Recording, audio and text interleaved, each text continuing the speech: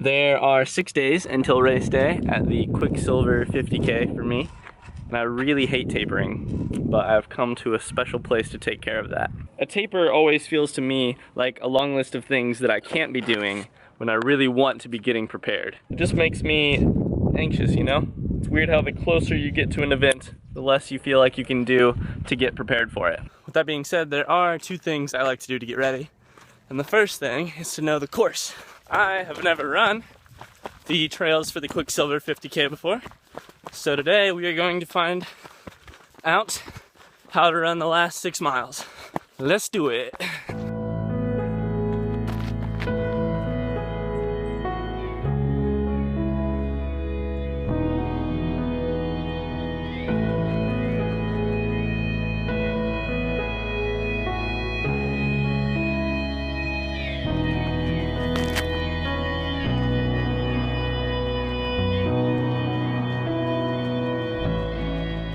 And the second thing, once I've got the course figured out, is the gear that I'm going to use.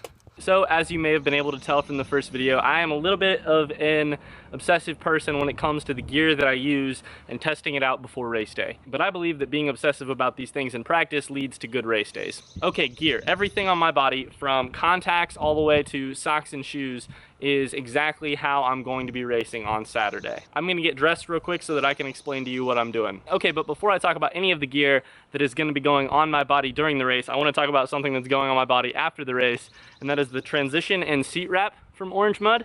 It's a towel with these awesome heavy-duty seatbelt straps so that you can use to wrap this thing around you after the race.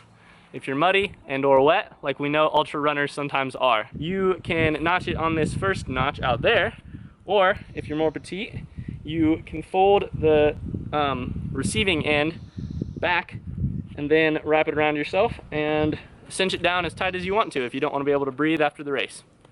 There you are. You can lounge around after the race, you can go down to the beach or the lake or the pool, or you can even get in your vehicle like this and drive away. Next week I'm going to be using this wrap as more of a prep area.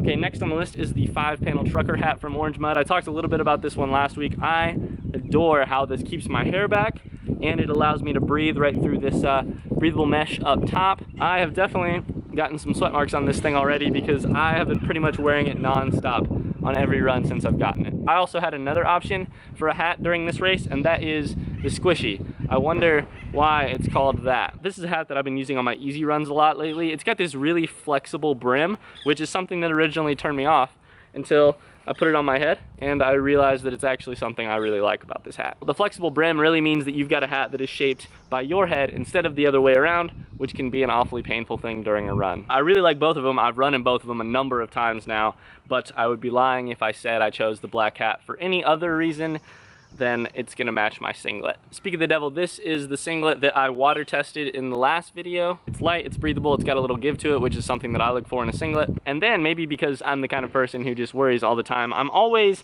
concerned about what the logo is gonna do to my chest. But so far I've had no problems. This thing is also really flexible and it's not gonna cause any chafing. It doesn't quite smell so good, but I'm pretty sure that's not a manufacturing problem. Okay, and now to the star of the Orange Mud show. I have been running with the HydroQuiver Vestpack 2, and I am very excited to race with this thing. On today's run, I carried my gels, I carried water, I carried a map, and somehow I still got lost on the course, but now I figured it out. And I also carried my camera for filming this video, and if you can find a pack that'll let you carry a camera, you're on the right track. So I have really strong feelings about the Vestpack 2, and I hate to be a tease, but in the interest of not jinxing my race here in 6 days, and also in the interest of giving you the best review I can possible of using this thing in a racing scenario and then being able to talk about it, I am gonna wait until after the race to talk about this thing. In a lot of ways, I am testing this thing as thoroughly as possible. I have run in it in the extreme heat. I've run in it in the cold as it gets here in California, which was about 55 degrees.